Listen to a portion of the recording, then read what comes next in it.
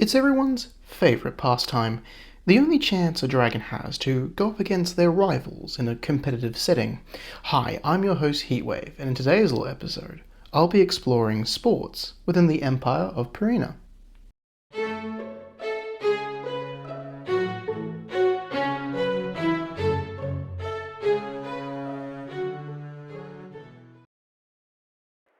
In other news, the Mojave Scorchers won this cycle's Scatterball tournament, scoring a total of 42 points.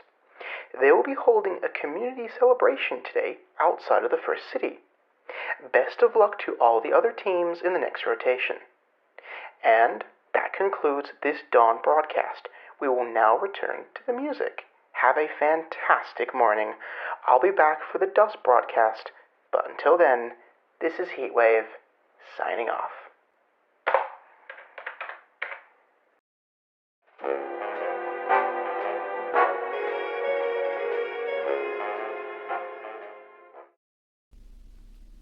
Welcome back to the Wings of Fire spin-off series Empire of Pareena. In today's little episode, I'll be exploring the different sports, recreational activities, and games that are held in Pareena, from national sporting events to just stuff dragons do for fun. I'll be covering some of its early history, rules, and the dragons who play these sports. Now, history is kind of a hit and miss, pun intended.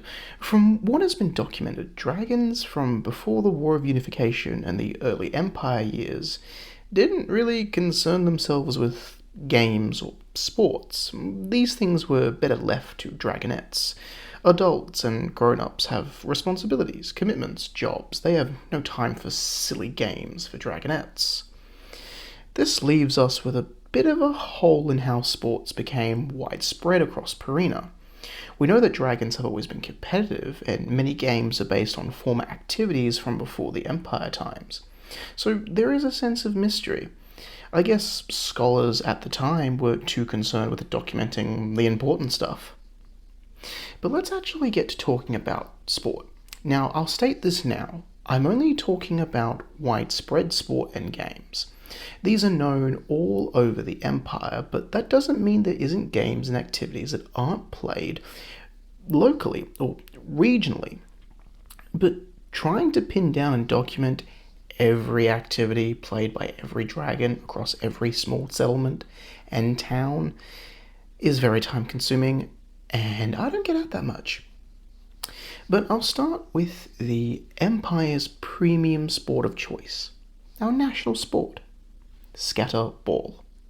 Scatterball began life sometime in the 1100th cycle. It was a natural evolution of dragonettes throwing a coconut in a classic game of catch, but eventually some dragon thought, hey, why not hit the coconut with a bat and see what happens? Well, if the coconut didn't just shatter into a few good chunks, the coconut would go flying through the air and a few dragons tried to catch it. It became a game that was known across Pareena very quickly, especially as the demand of coconuts skyrocketed. The game over time developed into a set of standard rules to make sure playing was fun and fair.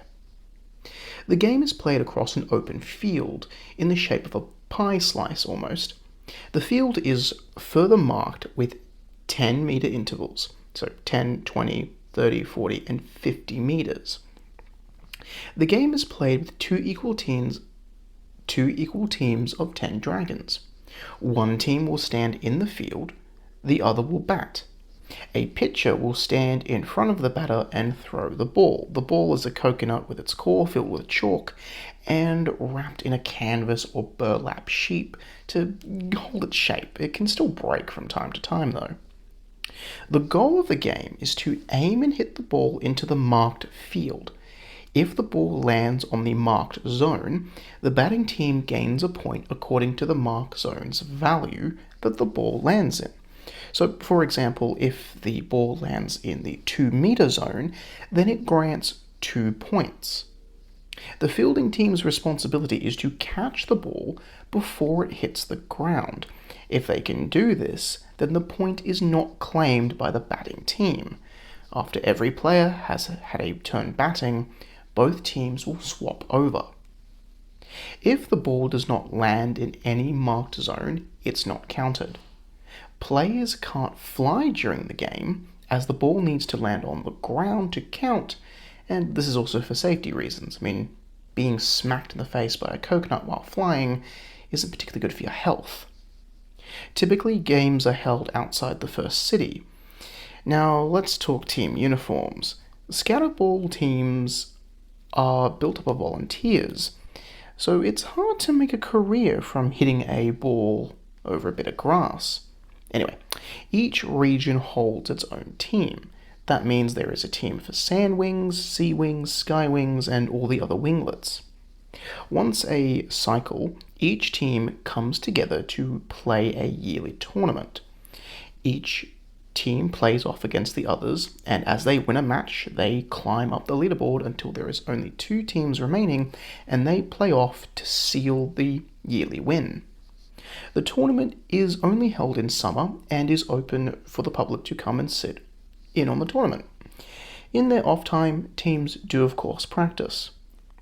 Like any good dragon, they wear a simple uniform bakama that shows their team affiliation, along with padding to aid preventing injury if they get hit by the ball. The teams are, as listed, each has a name from a dragon who established the team originally. There are the Mojave Scorchers, the Splashdowns of the Tail Islands, the Skywing Thunderers, the Frostbites of the Claw Mountains, and the Mangrove Jumpers of the Wet Spring Rainforest, the only team to have a mix of Mudwings and Rainwings. Since Scatterball is the national sport of the Empire, there are other activities that are participated and practiced all over Pareena, and one that is very common is endurance and flying competitions. These events are held and led by local communities and are just a fun way for dragons to engage in sports that's all about, having a go and showing off, sometimes. For flying, it's pretty easy. Participants are given 2 marked locations, a and B point. Dragons must then race from A to B. Pretty easy. Other endurance challenges are typically taken up by mudwings. They involve throwing things, kicking over trees, lifting heavy items, stacking as many rain wings as possible on their backs even. Next, I'll talk about the games and activities that are enjoyed as a way to spend spare time, to socialize and come together. A common game is Tailball. This game was originally used by the Royal Sandwing Inductii to train in coordinating themselves. This game basically involves dragons hovering in place and using their tails to pass around a ball. It's actually harder than it looks, but once you get the hang of it, it's quite amusing. Another pastime of dragons is one of my personal favourite games, Battle Rattle.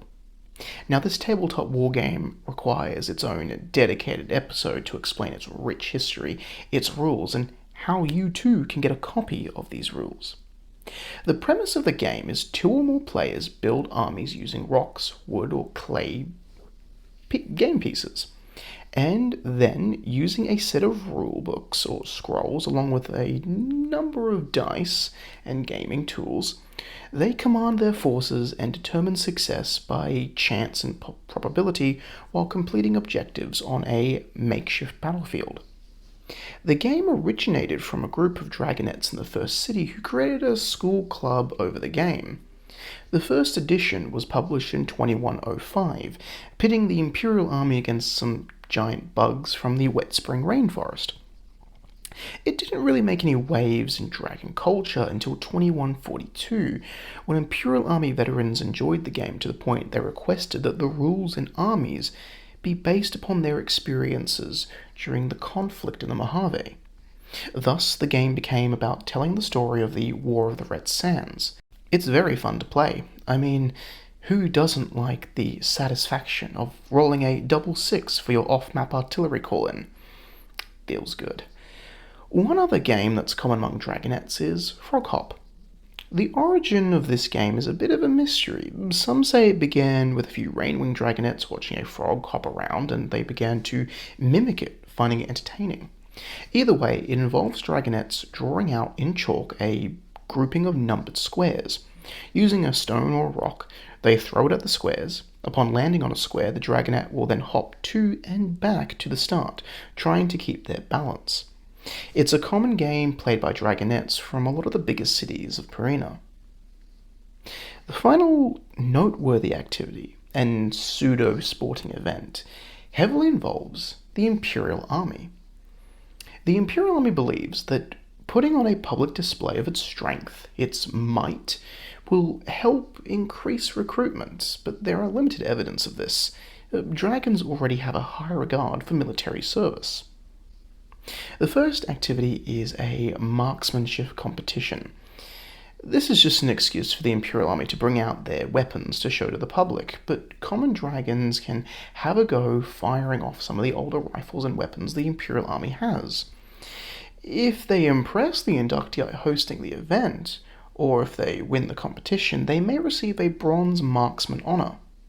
Some dragons do these shoots professionally, using their own civilian model of rifle, used for hunting pests on farmland, to participate in the shooting. Another pseudo-sporting event the Imperial Army holds is the Trifecta Assault. Originally used to train inductee, it was open to the wider population to view, and it became a way to show the inductee off, their skill and strength. It became a cycle tradition almost. Out of the 16 line battalions, each would put forward an inductee who they think can make the cut.